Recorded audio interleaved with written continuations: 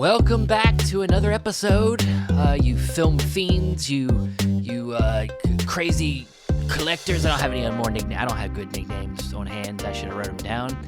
But welcome back to Chasing Labels. Yeah, welcome back. I almost feel like we need like an almost Welcome Back Carter-esque theme to start off the show. How should it go? You're singing.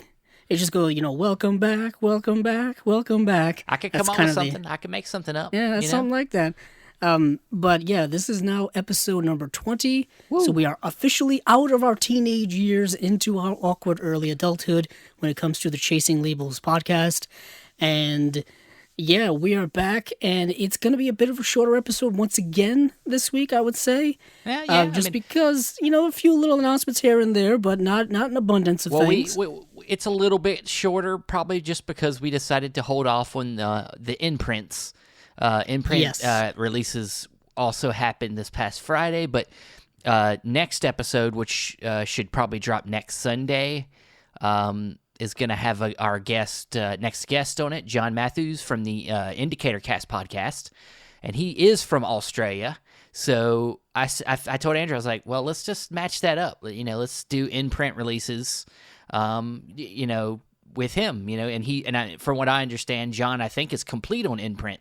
So that kind of works pretty well. So he's gonna have a lot of know-how with that. Apparently, he can go right to the store and get some imprints. Just like we can get Criterions from the store. So that's pretty cool. But so we'll have John Matthews on next episode.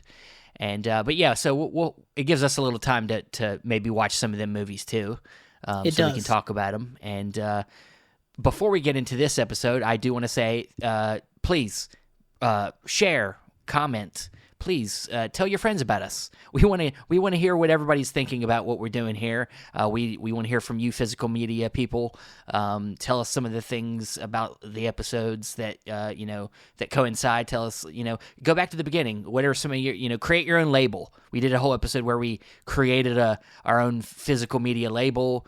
Do that stuff. Go back and look at them old episodes. But please like and share and give us some ratings. And without any more me messing up anything else, rambling on, I will turn it over to Andrew with our first group of films. What are we talking about first? Yes. Also, tell us what you've been buying as well. Tell us what you've been collecting. Well, because there's an abundance of things to be buying and collecting right now. Well, and it's coming out fast and furious every week. I was going to say, let's real quick, anything come in the mail? A couple of things. I think I did briefly talk last time about what was coming in the mail as I knocked things over. I got my Dementia 13 did come in as well as... You son of a bitch. I'm still waiting. Mine's on the way. It's as well as Drugstore Cowboy, which is my first imprint pickup, actually. Ooh, nice. And I like it. I like the slip box. I haven't had, a lot of slip boxes over the last little while, so it was nice to kind of get back to them. Also, it makes me want to buy more imprint. Okay. Which I guess is kind of the point of them, selling good stuff. That's the point.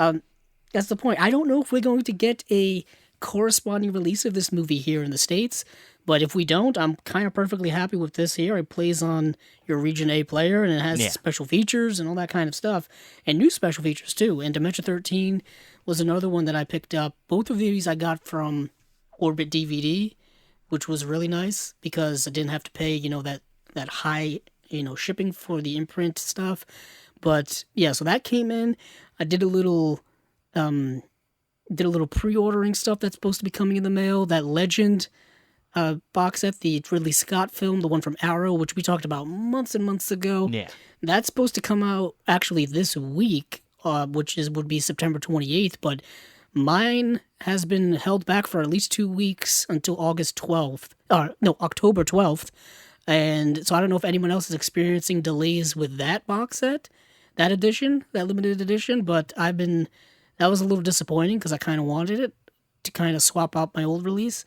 But that's about it when it comes to my stuff that's currently coming in the mail. Oh, also, I am getting Indicator release Columbia set number 3 is coming in the mail as well.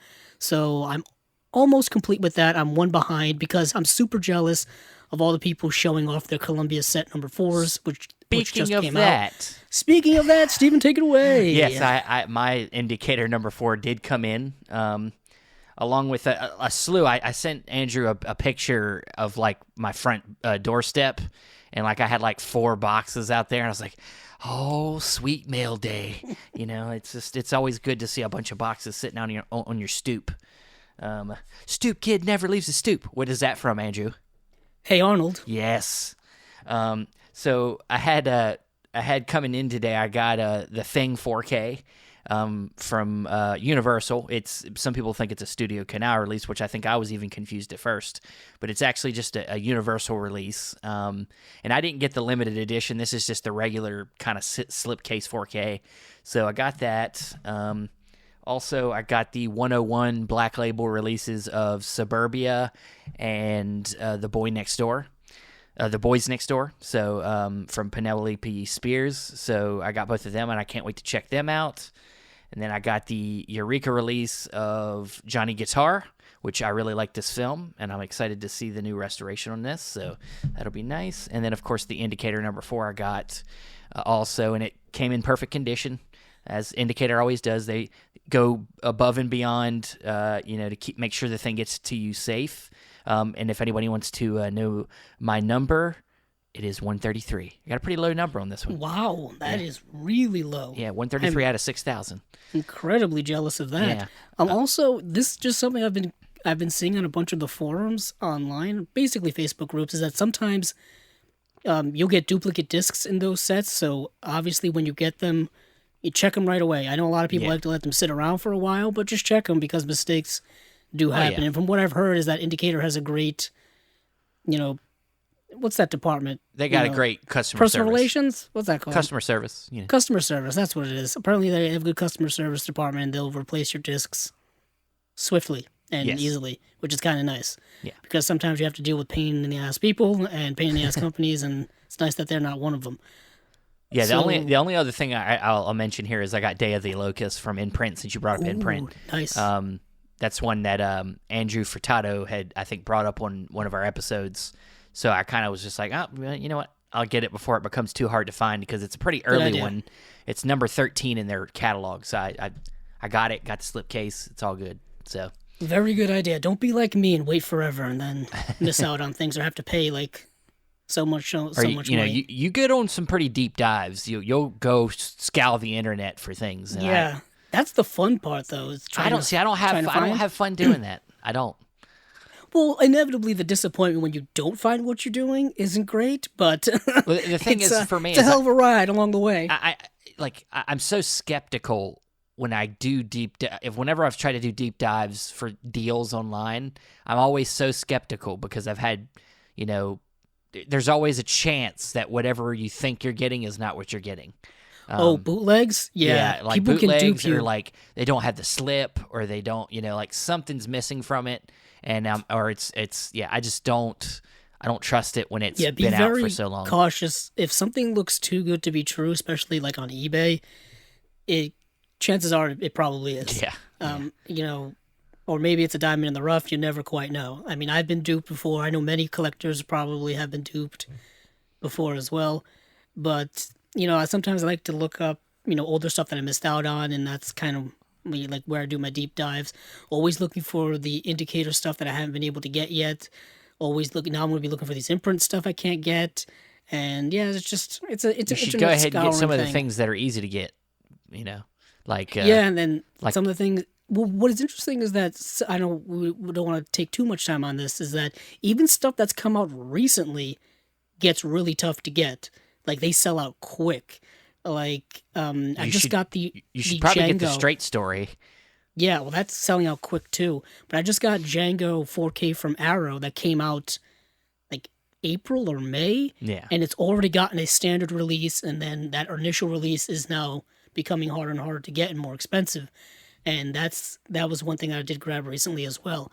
But even stuff that's come out within the last couple of months, it just sells quickly. I'm noticing that the Dune Arrow 4K limited edition that just came out couple of weeks ago is already starting to sell out in places, and I think they just announced a standard edition of that, so it's going to become even more rarer and difficult to get. So I gotta hop on that soon. All right, but let's dive into what we want to talk about this week, Stephen. Where do you want to start? Let's go ahead and start with the Studio Canal single thing that we got going here. We got a bit of a late arrival in the announcement game for this Monday evening, and this is the Studio Canal release of a film I feel like we just talked about, and that is David Lynch's Mulholland Drive is getting a collector's edition 4K UHD release. Studio Canal seems to be doing this with a lot of movies lately, where they're announcing these kind of collector's editions. And of course, we just talked about this movie when it got a 4K UHD announcement from Criterion. So I wonder where I mean, I guess now we're starting to see the splitting. Like, here's a case right here where, though 4K is a region-free thing, you're seeing a UK company and an American company both putting out 4Ks for it. So I guess the separation is the Blu-ray features. That's where I guess the rights line allows for these two releases to coexist. That seems to be it, and of course, usually international or other countries, the licenses are different than what's in another country. Some company has the U.S. release, they don't necessarily have the UK release rights and all that kind of stuff. But that's why both these companies can do it. Oh, that's what I'm saying. Because the 4K is region free, I guess it's open game for anybody to really put it out. It just the feature part of it has to be different, I guess. Oh yeah, because then you have there's exclusive rights to features as well as even sometimes there's exclusive rights to the restoration or the remastering of a specific movie. Like some company will own that. Yeah. So you got to either buy it from them or do your own or get another one from someplace else. And it may not be as good as that one or maybe better. You never really, you don't know until you buy it or see for yourself as a consumer, as a collector. But this set here is coming with a large kind of box, if you will. It looks like a rectangular type of box. The artwork is online and it's interesting artwork cover. It's not the traditional kind of poster cover that we're used to seeing when it comes to this movie. It almost has a classic Hollywood-y kind of look to it. I believe it's Naomi Watts' character sitting in bed, which is kind of a moment in the movie, if you will, but it's not a screenshot or anything like that, or representation of a screenshot. But you have her character lying on the bed, and you have kind of like the Laura Harring character, or Mary. Yeah, Laura Harring, I was right. Laura Harring character, kind of her face is embossed or like coming out of the wall in the background. Yeah. Very creepy, very eerie, very David Lynch. But you're also getting 5 art cards, a booklet that includes essays from Anna Smith and David Jenkins, packaged in an outer clamshell box. That's what they're calling it. That's an interesting way to word it. But you are getting special features, Back to Mulholland Drive, On the Road to Mulholland Drive, interview with Laura Harring, Anne Mary Sweeney, and Angelo Badalamenti, the composer, and an introduction by Thierry Jaus, and then In the Blue Box. Yeah. So we did a kind of compare. We tried to compare it with the Mulholland Drive release from Criterion, and it is different in terms of special features. I don't know if there's even necessarily crossover. You do get, on the Criterion, you do get interviews with Naomi Watts, Justin Theroux, Laura Harring, Angelo Badalamenti, production designer Jack Fisk, and casting director Johanna Ray.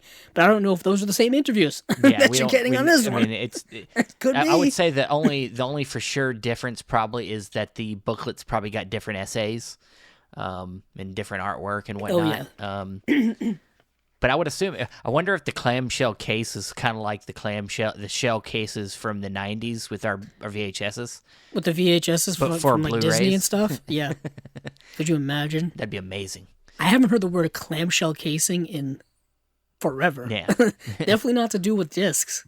I'm curious what that's going to look like when it comes out. I kind of want to get it. Just to see it? I mean, the thing is it's like, I have the Blu-ray for Criterion. It looks great already. And, so the features are the same for that. So me getting the 4K, which is also region-free, I feel like I'm getting something different here. And it's still going to be an upgrade of the movie. You know what I mean? So right. I might go upgrade on the Studio Canal instead of getting the Criterion. And for those of you who want this release, it's coming out December 6th, and Yeah. the Criterion is coming out November 16th. Yes. So it's going to be a bit of a time difference to see. So you're gonna see people either Yeah, wait with for one this, getting wait one and for one this, getting or the they're other. gonna get the Criterion in the November sale probably. Right. But wonder what the pricing on this is. Let me check. Looks like it's gonna be about 40 euros or 40 pounds. And Okay. so that means it's probably around the $50 mark, I'm assuming. Yeah, So it's a little more expensive. it's going to be like, $50-$60 here easily. Yeah. I mean, of course, there's no sale to make this, cheaper. Cheaper. Because like Criterion's about the same, but it's going to get cut in half if you buy it at sale. So Yeah, so the sale will probably be, what, $25? it's 25 to 30 Yeah. bucks. Yeah. Depending on sales tax. And Yeah. because you can't take any more off of those prices anymore. But yeah, so that's a little addendum that came in the last possible moment. But where do you want to go from here? Do you want to go to our usual friends, or you want to go to someone else? Let's go over to Kino. Kino time. So Kino. It's Kino. It's time. Kino time. Time. If you know the Flight of the Conchords, I'm just doing business time. I was just riffing off of what Steven was doing, so I don't know so you what he didn't was know what the hell I referencing was there. doing, did I don't know what he was doing. But we're just gonna pick up right where we left off. Right after we talked about a little bit about Horse Soldiers. The next one that they released, that they talked about the next day, was a movie called Busting, with Elliot Gould and Robert Blake, and that looks like it's from a 2005 HD master. I think this is a limited edition re-release. That's interesting. Okay. So maybe they had already released it before, and it's coming with a slip Well, I can cover. tell you, I haven't seen this movie, but he's the same director that did Time Cop with Jean-Claude Van Damme. Yes. So Yes, I actually looked up his. Peter Hyams. Peter Hyams Yes. also did. He also did 2010, the year we made contact, which is kind of the sequel to 2001: A Space Odyssey. Yeah. Well, it is, but I mean, I don't know how. I don't haven't think seen many it. people talk about that movie. No, they don't. No, they don't. He No. also did End of Days with Arnold Schwarzenegger. I don't You know what? if remember that. That's a kind of, I guess you could call that a guilty pleasure.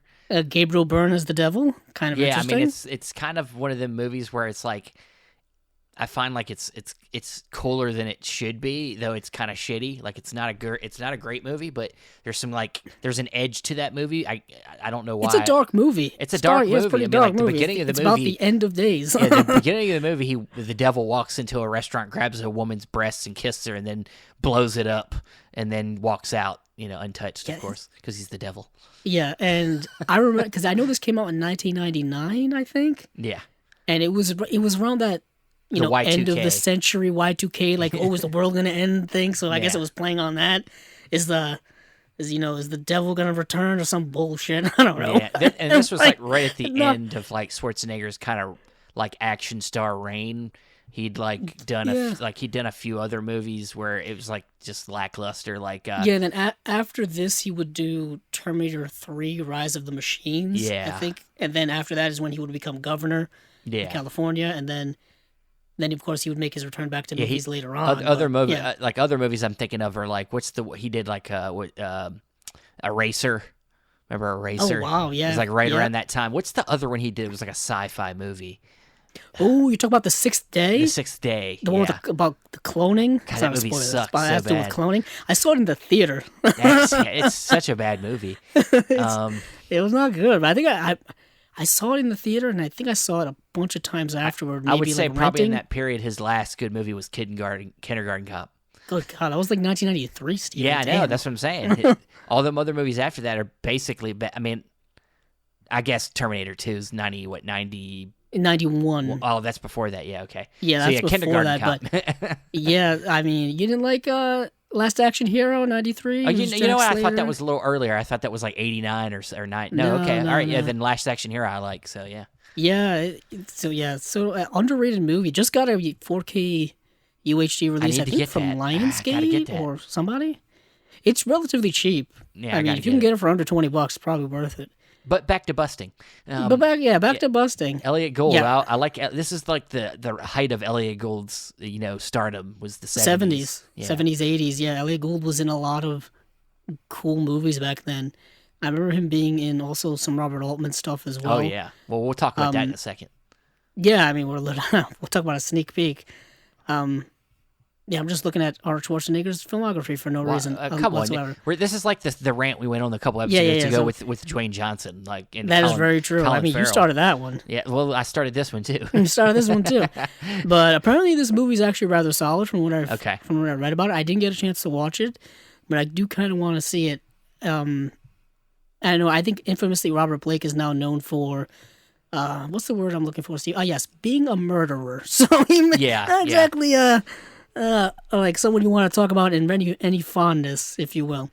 But yeah, so he's in that movie, Elliot Gould. But moving on from there, we move on to another kind of 70s action film, and this is Mr. Majestic, starring Charles Bronson. Once again, they're just every couple of weeks just putting out more Charles Bronson films, and it's pretty cool. I kind of dig this movie.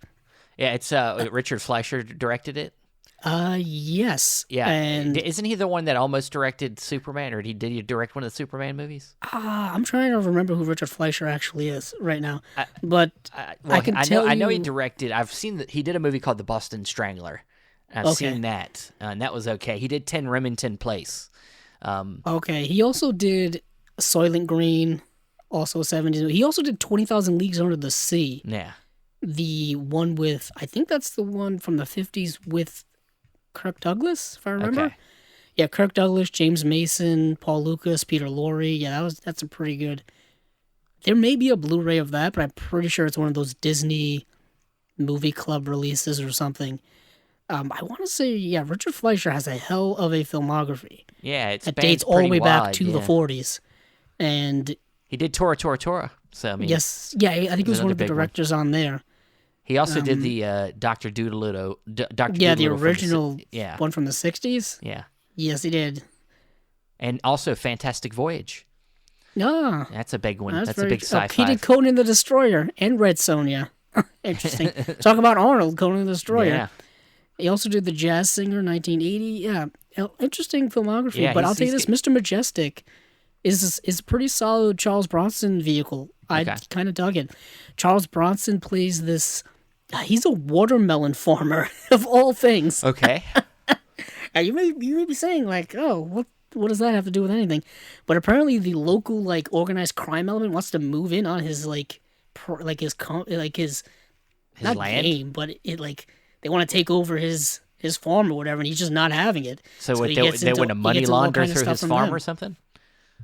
No, they basically just want to like run it and like take the money. You have great watermelons. They want to like cut a deal with him, and he just like he doesn't want to deal with them at all.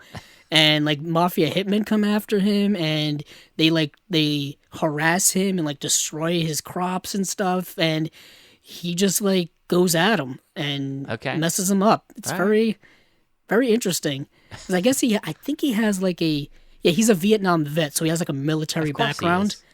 And he like kicks their ass and stuff. Charles Bronson, that's what he does in these movies. He just kicks like the alternate universe Rambo movie. I get it. Where Rambo becomes a watermelon farmer. But I'll say this is getting a new brand new for 2K Master. We're getting an audio commentary. We're getting interviews on here. It's coming with a slipcover. It's one of those like releases they've been doing recently with like kind of all the bells and whistles you want for a release like this. It seems like you can get almost all Charles Bronson's movies through Kino right now. So at least his 70s work so far. A lot of it, yeah. Yeah, a lot of it. I think they're picking up all the licenses from Twilight Time. Because I think Mr. Majestic also had a release from Twilight Time. Maybe.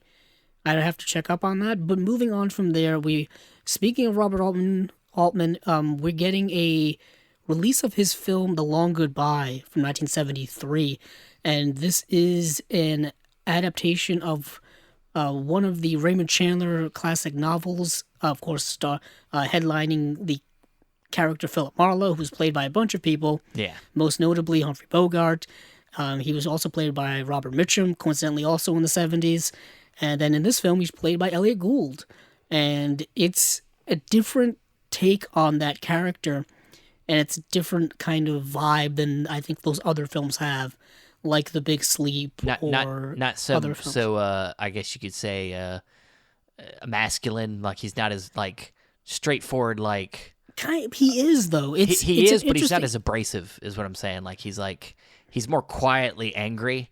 and I not, guess so. It's more. He's more interesting, more intricate character. Like the movie, I yeah, remember starts out with him trying to get the right cat food yeah, for his cat, and the cat knows if you get it the wrong cat food, so he tries to trick it. It's yeah. like that type And of then like the whole nuance. time, his neighbors are like walking around their apartment, yoga naked. Yeah, they're like nudists or Yeah, whatever, and it's really good. I mean, I have it on an older Arrow Academy Blu-ray release from like the early 2010s. So this may be a worthy upgrade because it is getting a brand new 4K yeah. scan of the interpositive, so it's going to be a new aesthetic to this See, release. I think I have. I I want to say I have the original, like the Blu-ray from Kino. I think they Okay. had a Blu-ray, and I think that's what I have, but I'm not Look, sure. I think you're But yeah, maybe right. This may be a re-release. Um, I mean, I'm. of Is this? This is a Blu-ray, right? It's just a yes. 4K Yeah, scan. There was a Kino Lorber Blu-ray from See, 2014, that's what I got. I think, yeah. and so it's out of print, I believe. So this is a re-release of the movie Okay. as well as a new transfer. At least I hope it is. At Yeah, least it's a that's what they 4K tell me. scan from the interpositive. And I think we're getting all of those special features plus some new stuff. Plus, it's got a slip cover. Yes, plus that O card slipcover. I don't even know what the word O card means. All I know is slipcover. That's all I see. It's awesome with But an O. yeah, so Philip Marlowe, of course, is the not titular, but he's the main character of all of those Raymond Chandler classic novels, which I've tried to collect and read. I've read The Big Sleep, and I've been trying to read the other ones, but he's been played by a bunch of different actors, Yeah. like I said.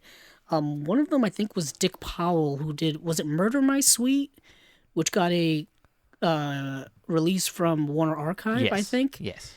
and that was another version of the character. But this one I really like. And Yeah, I mean, yeah, this is one of my if you're a favorite Robert Altman Altman fan, you films. have to get this movie. Also, John Williams does the music. So, Yes, and Vilmos Zsigmond is the cinematographer, who's a great cinematographer. yeah. And it has a plethora of special features, like I said, carrying over the ones from that release, as well as a new one. There's a new audio commentary by film historian Tim Lucas, who we see pop up on a lot of these. Yeah. And we also have reversible art as well. So I'm curious what that reversible art looks like. Oh, I see it. It's Okay. the original Yeah, art. yeah, it's the original Got it. poster. Got it. I do like the caricature one. Yeah, the character one is cool because it shows all the different like characters he runs into. Yeah. Because with all of these movies, they're detective stories, so he's always running into like these people. Yeah, these and, weird and I people like that how he's the trying to cat's on find. his shoulder. He's got the cat food in his hand. Yes, he does, and he has the cat food It all in comes his back hand. He's to trying the to feed cat. it. Of course, it does. Always does. But that's really cool, and that's coming out on December 7th. But the movie we have after that is a movie I know nothing about. Yeah. Is a movie called Get Crazy from 1983. And this is directed by Alan Arkush, who I believe did the film Rock and Roll High School, Okay. which I think is the film that he's most known for. And that movie is a hell of a lot of fun. Yeah. Rock and Roll High School is a hell of a lot of fun, and that just got a Blu-ray release, I think, from Shout Factory. And it's something that I've kind of always wanted, or kind of wanted to pick up. Of course, now that I go to look it up, I can't find it. Of course. But oh, there it is. Yeah, it's a Roger Corman type film.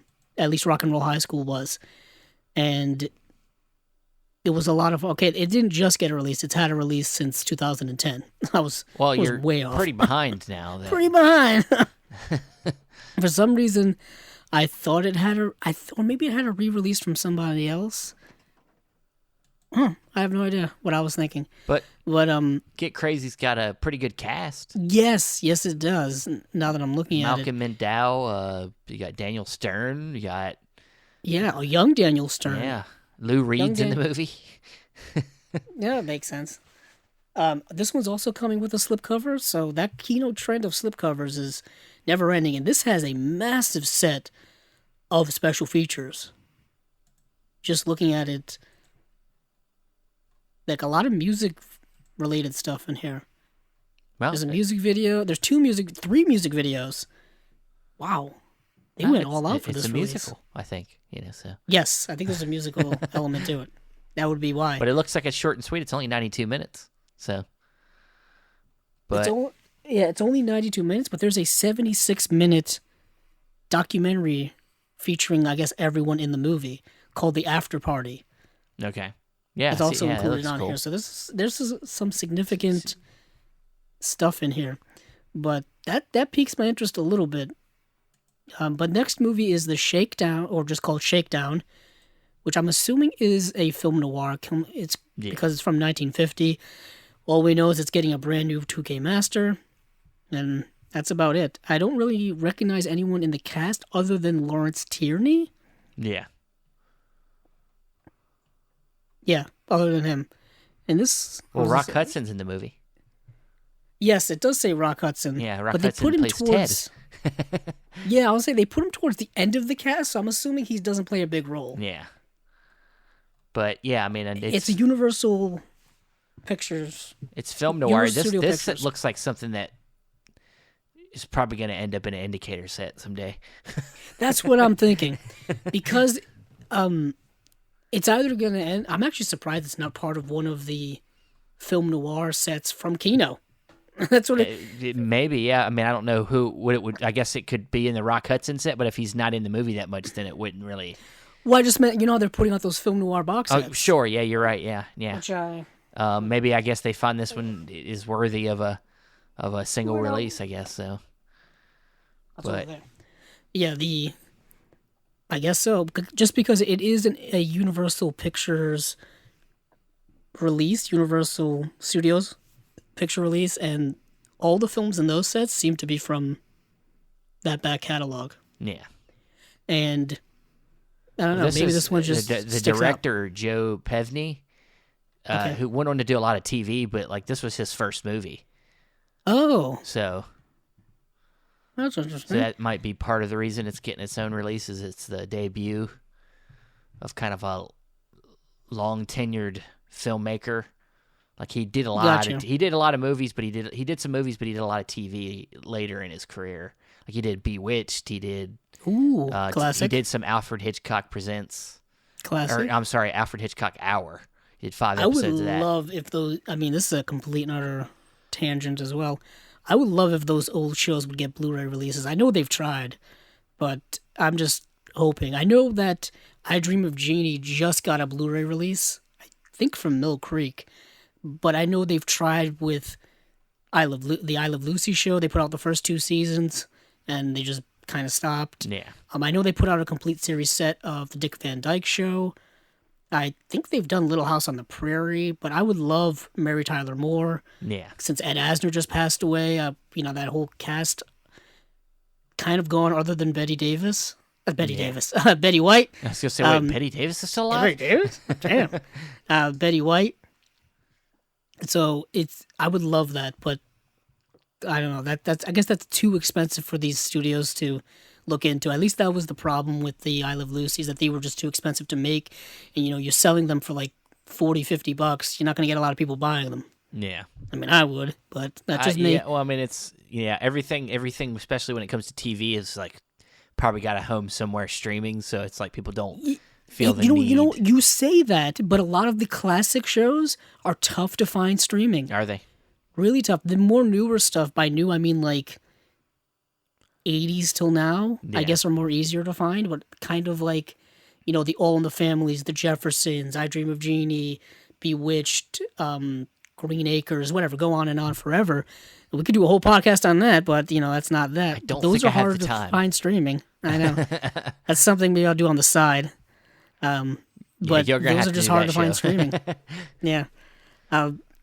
But as you were saying, he's done a lot of TV. Yeah, done a lot of stuff. So But moving on, I guess, to another film here from 1947 is Where There's Life, starring Bob Hope, of all people. And all we've got from that is just says, from a 4K scan of the best available elements by Universal.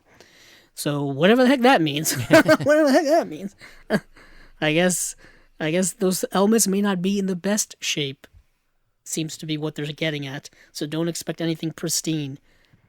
And this is a film that I don't know anything about either. I've never really gotten into Bob Hope films.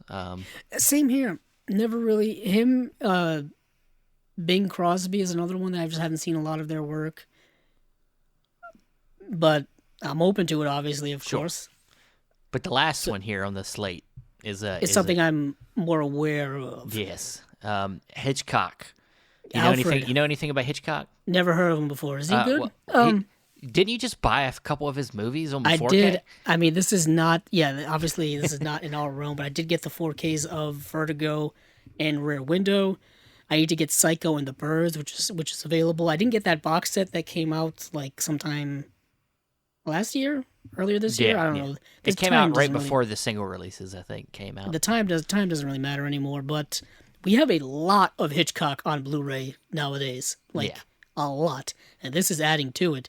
This is a movie called Number 17 from 1932. So this is in his early days of his British years, as they like to call them. This is a TV movie, I think. So yes, and this is a brand new 4K restoration by the BFI. I think a few years ago, the BFI made a huge push to restore and kind of curate all of Alfred Hitchcock's early work in British cinema before he came over here into the States and Hollywood around 1940. And most of those stuff are now available on Blu-ray. A lot of it, coincidentally, through Kino. yeah, they have, don't they have a 3-film set of the British years? Yes, called the British years, and they have Blackmail is available separately, and then a movie called Murder! Also available separately, all from the same time period. And there's some other stragglers out there that are from a couple of other put companies. Out The Stranger. Isn't it The I'm Stranger? not sure. Which The Stranger are you referring to? I think that's what the name of the movie is. Isn't it called The Stranger? Or Stranger? I think you're right. I should probably know this. It's an early one, but I don't... Yeah. I don't think it's available yet. Yeah, I have a Blu-ray. On Blu-ray. You do? Okay. Yeah. Maybe it's in that British year set that I'm not remembering.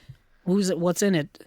Let's see. Stranger is a little bit later. It might have been... Or maybe it was earlier. What are you talking about? Did I make up the movie? You may have made... There's Saboteur. Did I make up... I know that doesn't have a Blu-ray. Another director's movie. I know Stranger is... The Stranger, the Orson Welles film.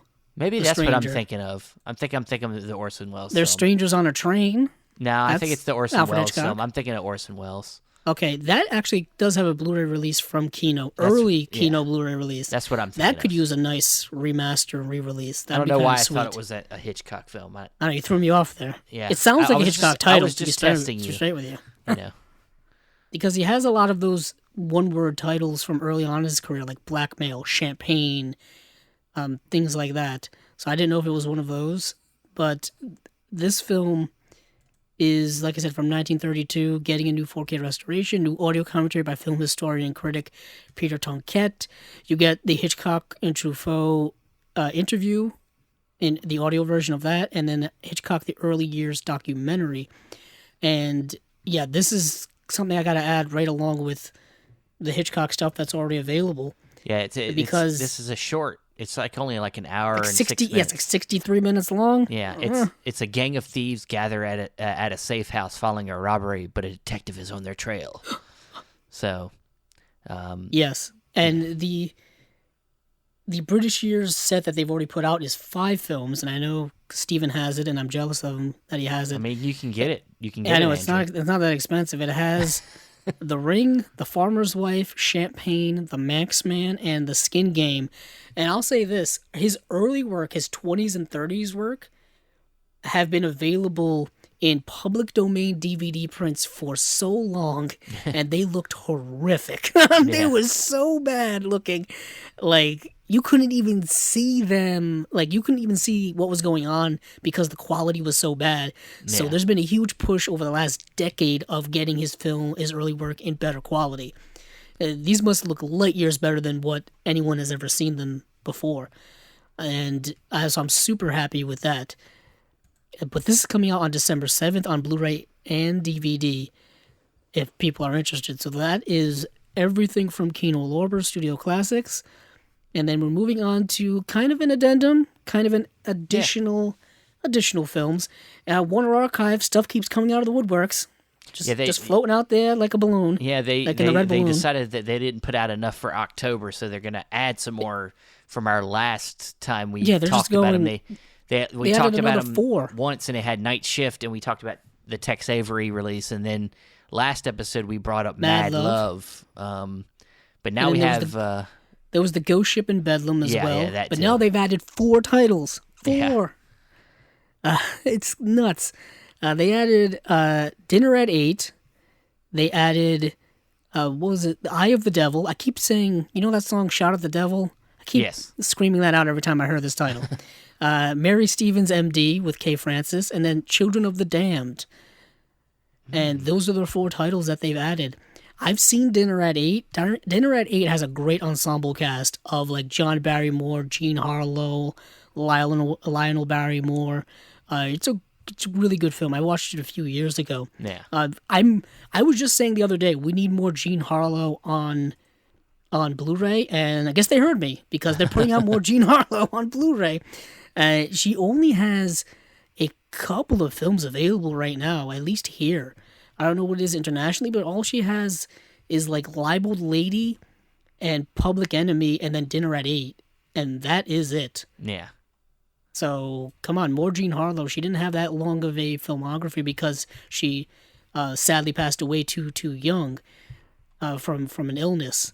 But yeah, I'm down for Dinner at 8. And the Children of the Damned, I guess, has always been kind of well known because of the title. Yeah, I've seen that one. I mean, it technically it's a sequel to the original Village of the Damned, which I think came out in 60. But it doesn't really it's set in like the city, and it's like doesn't have some of the same qualities as the first film. It's more it's more of a sequel to the book than it is the movie. I think. So, I mean, the book, the Midwich Cuckoos is the name of the novel. And, in the original, like, all the kids were, like, white with blonde hair. Like, they all had, like, a certain... In this one, they're, like, different nationalities. And it's not as exciting. It's a little bit slower than the original. I was more compelled by the original, I think, because it was, like, a small town in the middle of nowhere kind of thing. This is, like, in the city. Yeah, very Children of the Corn-esque, yeah. if you will. And Village of the Damned is better than Children of the Corn. Yes, it is. So Village of the Damned. What was it? What did I just say? Children of the Damned. Not exactly an original title, but and I think is Village of the Damned even available? Yeah, it's also got a release, I think, by Warner Archive. Oh, by Warner Archive. Yeah. You're right. Came out 2018. Yeah, off. I'm pretty sure I have that one. Oh, nice. You kind of have to get Children of the Damned if you want to complete that. I don't think I need to. I don't think I need to get it. After watching it, I don't think I need to get it. Yeah. But I don't know anything about these other two. Like Mary Stevens, M.D., the director Lloyd Bacon.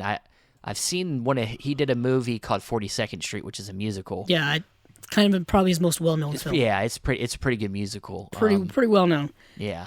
He did 42nd Street. He did Footlight Parade, another well-known film for him. He did a lot of work with, I think, James Cagney. Yeah. Edward G. Robinson, stuff like that. I still need to get 42nd Street and Footlight Parade. But Mary Stevens, M.D. stars Kay Francis, who is a really good actress, and a lot of people don't talk about her. She was in a lot of films at the time, and a lot of them don't have... Yeah, as it is right now, only 2 movies that she's in has Blu-ray releases. Yeah. So that's kind of disappointing. Maybe we're on our way to a slew of her movies, just like we've gotten a bunch of Claudette Colbert, like in a bundle. Oh, yeah. I mean, unfortunately, I don't know what Warner Archive's, upcoming slate is going to be, an abundance of a lot of movies, but I would love that to happen if more Kay Francis would get released. But 42nd Street is a notoriously well-known film. Yeah, it's like one of the best musicals of that era. Yeah, and I like it. I really like it. I'm trying to find there's a movie with Kay Francis that I've seen, The Jewel Robbery with William Powell. This needs a Blu-ray release really badly, and I would love if that were to happen. And I don't know if that's ever going to happen, but that'd be kind of cool. Maybe a Warner Brothers release. Not quite sure. Okay. But that's pretty much it. Did we talk about Eye of the Devil? Oh yes, I forgot about Eye of the Devil. How can you forget about the devil? We talked about the devil with End of Days earlier. I mean, yeah. Geez. The movie's not quite about End of Days, but we are dealing with cults. Which I guess... That's my favorite subject matter is cults. Kind of, doomsday... It's not a doomsday cult or anything like that, but it's like a pagan cult with pagan rituals. Gotcha. And this film stars...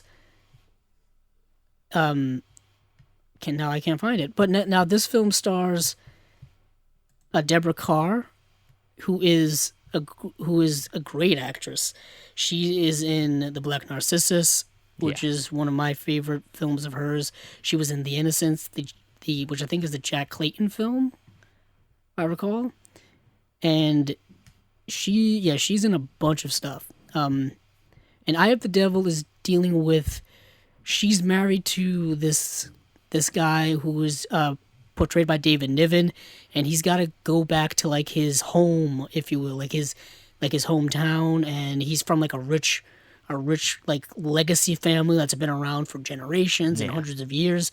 And she ends up discovering that there's a pagan ritual, and paganism is a part of her family and a part of this town, and she kind of gets caught up in it, and it's creepy. It's a creepy movie. Dealing with just a lot of weird things happening. What's kind of weird about this is also like technically like the first credited movie role by Sharon Tate. She is in the movie. Yeah. She's very creepy in the movie, very good in the movie. Yeah. And I was really surprised to see her. And this was early 1960s? 66. Was 1966. Yeah, she would obviously, unfortunately, die 3 years later. So, yeah, this was one of her few films that she ended up doing. Donald Pleasance is also in the movie as well, a younger Donald Pleasance than we're probably used to seeing. David Niven, I think, is one of the most underrated actors of just that entire era, I think. He really is a wonderful... and he also has a Michael Powell and Eric Pressburger connection with Stairway to Heaven, an amazing film that they did. But Deborah Carr was in An Affair to Remember. She was in The King and I. She was in From Here to Eternity, Black Narcissus, like I said. Kind of an all-time actress for me. One of my all-time favorites. And she's really good in this movie. But, yeah, it's a very creepy movie. I was almost trying to compare it to something more modern, but I couldn't quite pull it. Yeah, it's good, though. This was definitely one that I'm interested in. Yeah, J. Lee Thompson's the director. I was going to say, who's the director of this? He did a few. He looks like he did at least a couple of the Planet of the Apes films. Conquest yes, and he Battle. did like 2 of the sequels, didn't he? Yeah, he also did Guns of the Navarro. Yes. So yeah, he's done some stuff people have known. He did some He did Death Wish 4. Yes, he did. Talk about there's the connection back to Charles Bronson. Yeah, there we go. It all comes back to him. He also did 10 to Midnight, which is another Bronson movie. Another Bronson movie. There's another connection. Yeah. He probably did some other ones, and I'm just not. I don't know them all. He did White Buffalo, which is another Bronson film. There's a trend I see happening here. It seems like him and Bronson were friends. So, yeah. Well, that's it for the Warner Archive releases. It is indeed. And are we going to the grand finale? The finale will be our Arrow. Arrow I don't know finale. what accent that was. I don't know what it was either. It was pretty rough. Yeah.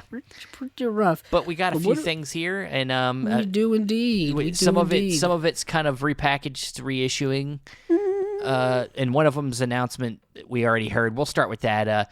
We're getting, I guess, a re-announced of the Shaw Brothers set, which is still doesn't really have any new details that I'm seeing here. It's just all we got. I don't want to cut you off, Steve. I'm a little you're rude. Interrupting you. You're rude. Very rude. Terrible of me. Damn it. Take 2. It looks like they just gave us more kind of finished artwork on that. Like Yeah, they that's showed us what the basically disc it, art yeah. was going to look like, and that the books are going to have words and pictures on them. I was hoping so. I guess. I was hoping it assumed just so. wasn't going to come blank and everything. You know?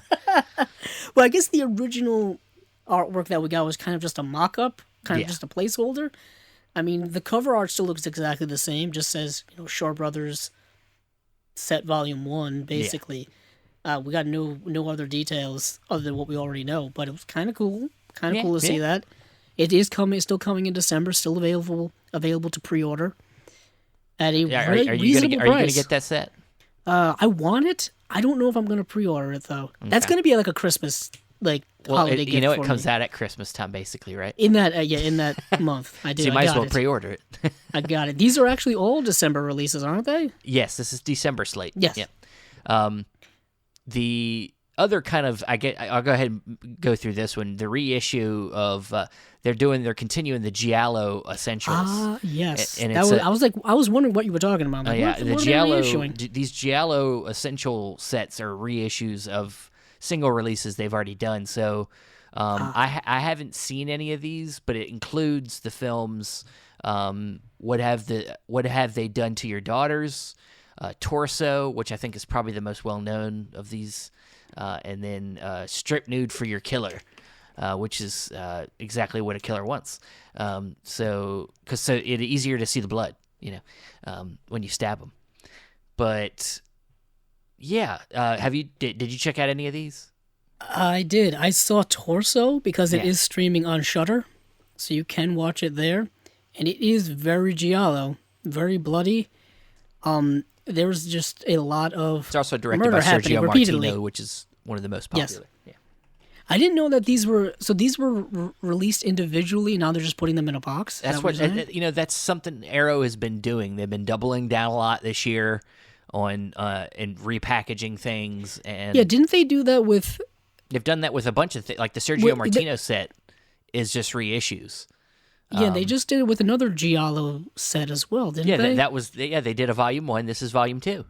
Well, this is called this is Yellow Edition, which is kind of this is the cool. Yellow Edition. The first and one the was box red, is very red. yellow. Yeah, the first one was Red Edition.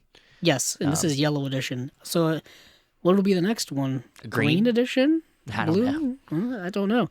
But yeah, so these are all the same discs, I guess, that have already been re-released. Yeah, I'm assuming it's just going from the Blu-rays. Just a plethora, and they do have a plethora of extra features per disc.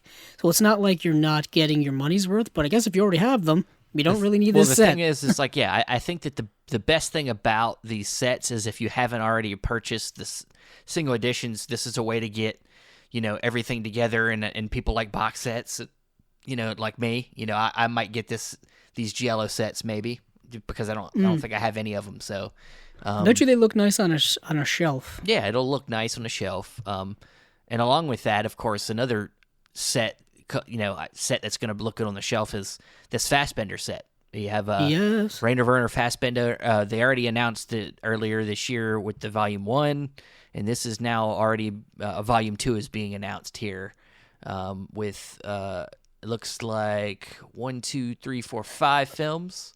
It is indeed. 1, 2, 3, 4 films. It's 5. 5. Where's the 5th one? 3.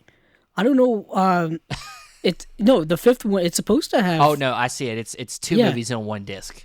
That's what it is. Okay, Fox and His Friends and Chinese Roulette are on the same disc. Yeah, disc so 3, which is that's kind of a dumbass thing to do. Yeah, well, French. Disc 1's going to have Fear Eats the Soul, and then disc 2's got Effie Beast. Yeah. Then, as you said, disc 3's got Fox and His Friends and Chinese Roulette, and then disc 4's got Marriage of Maria Braun. And yes. I don't know that Arrow has put these out already. I'm getting the indication that they haven't. So this is all kind of. I think this is all kind of new. You're better at the past releases. Let me take a gander. Let's see. So Ali Fear Eats the Soul. It looks like it has had an Arrow release back in 2016. Okay. An Arrow Academy release. There you go. They're doing all their repackaging under apparently the Arrow. There was already a Rainer Werner Fassbender collection from Arrow in the UK done back in 2016 that includes Okay, you know what? I do remember literally this set. everything that they're really re-releasing now. Okay, yeah, I do remember this big set here. Yes, this was back. Yeah, Yeah, probably before we even met. They put this out. yeah. This has been kicking around for years, but it was an Arrow Video exclusive, and it had all the stuff that we talked about. It was limited to 1,000 copies, so it was okay. So now it looks like they're just splitting them into 2 sets and re-releasing them. Yeah, I mean that's exactly what it looks like to me. I don't have a lot of Fassbender. I only have only Fassbender I have is from the Criterion Collection, and I don't know that I'm gonna have to watch. I feel like Fassbender's a filmmaker that I need to watch his stuff before I decide to buy it, because I don't know if I'm gonna get into everything that he's done. He's kind of a filmmaker that, he can be watchable, but then sometimes he can be a little bit harder to watch. That's kind of the best way. And I am no Rainer Werner Fassbender expert at all. I can just tell you that I watched all the movies in this set. Okay. So I can tell you that all of these movies are good. Yeah, I've seen Fear the only Eats one the that's Soul. kind of a tough. Yeah, the one that's a tough watch is Effie Priest. Yeah. Because it's 2 hours and 20 minutes, and it is an adaptation of a novel from like the late 1800s. Yeah. And it's a period piece. It's very stuffy. It's kind of not a lot really happens. It's kind of boring, and it's long. It's a long movie. Yeah. But the other films that I saw on this set are all really good. Okay. Ali Fair Eats the Soul is amazing. Yeah, I've seen that one, and I really like that one, and I've heard Fox and His Friends is really good. Oh yeah, Fox and His Friends is fantastic. Which has also got a Criterion release, if I'm not mistaken. Well, coincidentally, I watched all of these because they're all available on the Criterion channel, because Criterion has their hands in a lot of his stuff. And see, that's where I'm a little bit apprehensive, because Criterion's been getting pretty steady with these filmmaker box sets, and I wonder if a Fassbender set isn't on the horizon at some point, being that they do have a lot of his works already. And you basically everything that Arrow has here. They did both Arrow and Criterion put out 8 weeks or 8 days don't make a week. Oh yeah, his series. Yeah, the series, the limited series he did. I'm blanking on the name. It's like 8 weeks or 8. What's the name of the movie? Come on, pull it for me. I know. Come on now. Let me check. What's interesting is that we talked about him a lot when we did the first volume, how he was he lived a very tumultuous life, and he put out so much content in so little a time, and he burned brightest, but not for a long time. I guess that I don't even know what that saying is. Yeah. It's called 8 hours don't make a day. That's it. Yeah. Yes. I had to narrow it down to the hours. I was going ahead of myself with weeks. I know you were getting all messed up with time. Yeah. But a lot of his stuff, I've seen that, and it's good. But I have the Criterion already. So and a lot of his stuff has been released already by Criterion on Blu-ray. Yeah. Of all things, like Fox and His Friends has a Blu-ray release. Ali Fair Eats the Soul has a Blu-ray release. Isn't The Wire? World on a Wire has a Blu-ray release. The Marriage of Maria Braun, I think, only has doesn't have anything yet, but I wouldn't be surprised if that doesn't get announced. Yeah. Because they just released his was it Berlin Alexander Platz got a box set Blu-ray release. What was that? The BRD trilogy. Yeah, I got that. Which has the Marriage of Maria Braun is the first film in that set. So Marriage of Maria Braun has a Blu-ray release already. I mean, they kind of waited a little longer than Arrow, because the Arrow releases came out, like I said, in 2016, and you've been able to buy those individually for the last 5 years, and they're relatively cheap. Yeah. But I wouldn't be surprised if there's a Rainer Werner Fassbender set from Criterion at some point, because they've been putting out either an essential sets of some directors or complete sets of directors. Yeah. And I would love a complete set, because I watched all of these films, and he is an amazing filmmaker. Yeah. And I know I'm a little late to the party saying Sure, that, yeah, but yeah. I mean, it's been known. But he's definitely he's got an an astonishing interesting. filmmaker. Yeah, he's definitely And got an interesting point of view. And I a lot just of his stuff is very introspective and commentating about Germany and yeah Germany's history and Germany at the time, and also a critique of society at the time as well. Like Fox and His Friends is a critique on how the separation of the working class and the rich class, and how the rich class can take advantage of the working class and all that kind of stuff. yeah Very political, very, very interesting in that perspective. He's also using a lot of sexuality in his films that you didn't see in films at the time. You know, being a lot of gay relationships and things like yeah. that in his films. A lot of nudity, just kind of plain nudity of just full frontal and stuff, which you wouldn't see at the time. A really, really out there, really an incredible filmmaker for this time. But yeah, he passed away at 37, very, very young, and I'm glad we have this legacy of films to see of his work. But this box set and the first box set, I guess, if you want to get all of his films in cheaper versions, or that'd be the way to go. But they're not complete sets, though.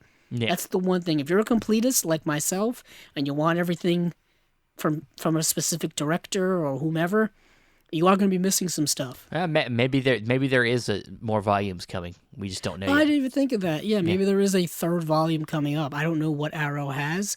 All I can say is that Criterion has all of what they have on their streaming service, and I'm trying to find out how many films that they actually have on there, but they may not tell me. Well, I mean, everybody. Yeah, it looks like a lot. You could find that out for yourself. But Criterion seems to have a lot more of his work, all around. Yeah, they've got everything. Yeah, so they've got everything on here. There's a lot of stuff here. At least maybe 30 things of his work. But then they split up. Berlin Alexander Plots is in like 13 parts or 14 parts. So there's a lot of stuff here. But anywho, Rainer Werner Fassbinder getting released from Arrow. I like the art. Yeah, I do like the art. Yeah, the color, pops. like that kind of pink, like dark pink, kind of cool. But moving on to kind of two of their lesser releases. Sure, yeah. I'm gonna straight up say it. My Stepmother is an Alien. Starring Dan Aykroyd, Kim Basinger, John Lovitz. It's a fish out of water story. You gotta say it right, John Lovitz. Lovitz. You gotta do it like him. I gotta move back from the. You gotta do the wedding singer. He's losing his mind, and I'm reaping all the benefits. I think of him from Rat Race. That's what I think of him from. I think of him from Wedding Singer, but I also think of him from League of Their Own when he's he's like the agent. That's and he's like really like he's a woman. He's like really just like womanizing all of them, like just like you're females, like why don't you just go bake a cake or something, like. Very typical 1940s male, or even typical 2021 male, depending on who you talk to. Sure, yeah. But I love how in this press release they credit like Dan Aykroyd, who was in Ghostbusters, and then Kim Basinger, The Nice Guys, and I'm like, you couldn't have picked any of her other films that she was in. How about L.A. Confidential? Well, when did this movie come out? Was this before L.A. Confidential? It probably was. Yeah, this movie came out 1988. I mean, I guess if you're trying to stay true to the time period, but I guess now, it doesn't matter. Like, I would have said L.A. Confidential because she won an Academy Award. But that makes sense.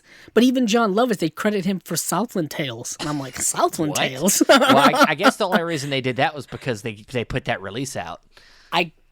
Maybe, but they didn't put out a release of The Nice Guys. The Nice Guys is the Shane Black film, right? Yeah, that's a studio movie. That's just odd to me.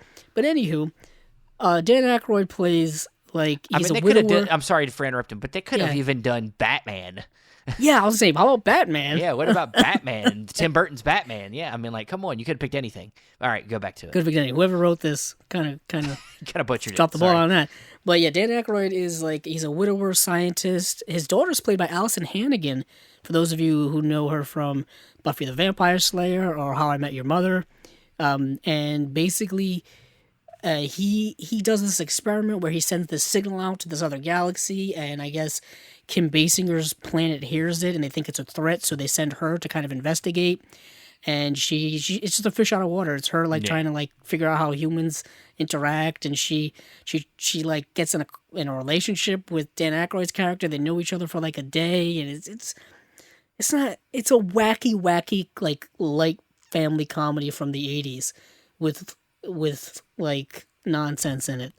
I didn't watch this when I was a kid. I know I saw a lot of people saying, "Oh yeah, I watched this so many times when I was a kid or whatever," and I guess it has that nostalgic factor for it. But for me, I just didn't really have any feelings towards it. If I saw it, I don't remember it that well. I thought I had seen it, and then I was watching it. I was like, "Yeah, I have no idea what this movie is." Yeah. I mean, I know it's pretty obvious what it is, but it's a fun family film. It's kind of odd that Arrow's putting it out. I guess maybe it has a bit of a cult following. That could be the reason. It. Yeah. But it's not great.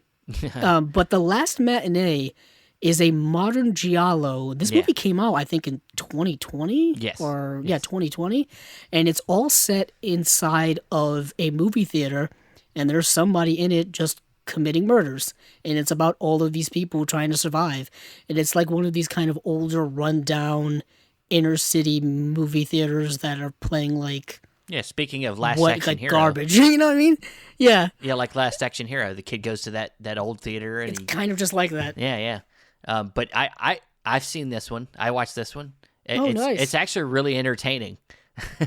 Yeah, I rented it on Amazon Prime for $5. Yeah. And it was actually super entertaining. Really gruesome kills. It's some good kills. They don't hold back. and the killer, man, he's got. I mean, though I don't know aesthetically he's that interesting, but his whole like kind of stick where he like chews on eyeballs. I mean, it was kind of disgusting. Spoiler alert. Oh, come on, that ain't a fucking spoiler. Look at the damn cover. They're pulling an eye out of a person's head. Yeah, I guess that's true. I don't know, but it's a really cool movie. And if it's also kind of got that movie. You're in. If you love going to the movie theater, you get that you get that vibe. You know the feeling of being at the movie theater, so it like adds a certain element of familiarity to the experience of being in the theater, like where there's just not a lot of people there, and you're kind of like, who's that one person over in the corner? Like it's Yeah, and it's like it's a theater. It's kind of a repertory theater. There's shows like old like horror movies and stuff because they'll be running through the halls and you'll see posters for like old cult horror movies and whatnot. Yeah, and it's like so it's got that vibe to it, and it's like a survival movie in a movie theater. And it's kind of meta in that way.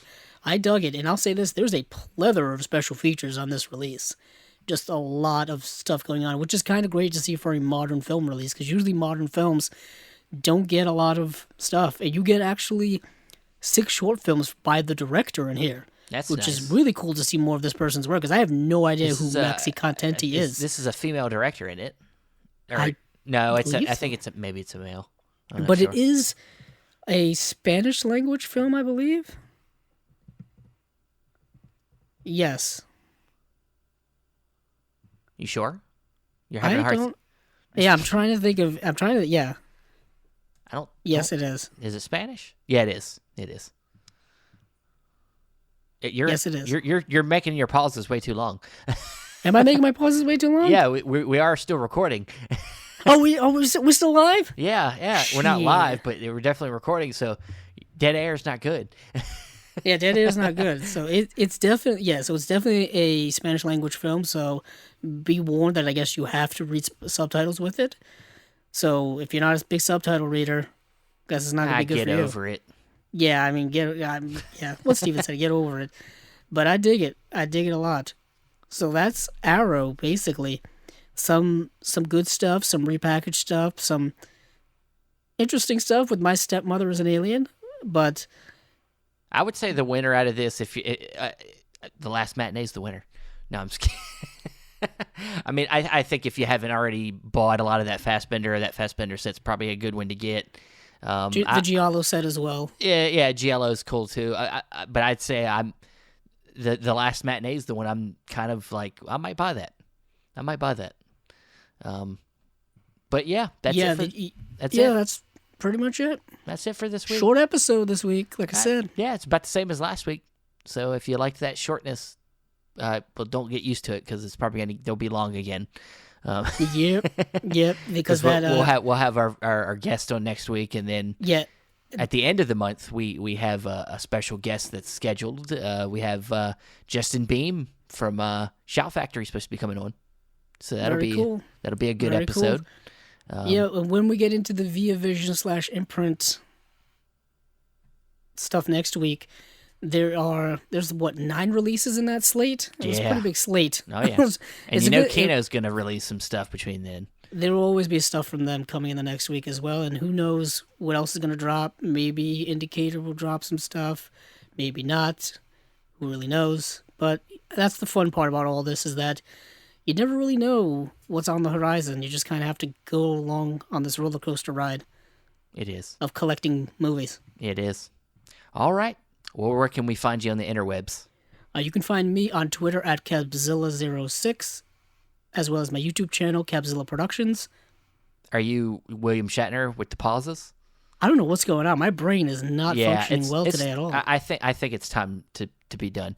I'm Stephen Billings. You can find me on Facebook. You can find me also at the Chase and Label stuff, whether it be Instagram, Twitter, Letterboxd, where you can check out what I'm watching. You can also find the audio for this podcast on Podbean and all the major places like Apple Podcasts, Spotify, Stitcher. That's it for this episode. Thanks again for listening. And hey, keep on watching them movies. I know I will.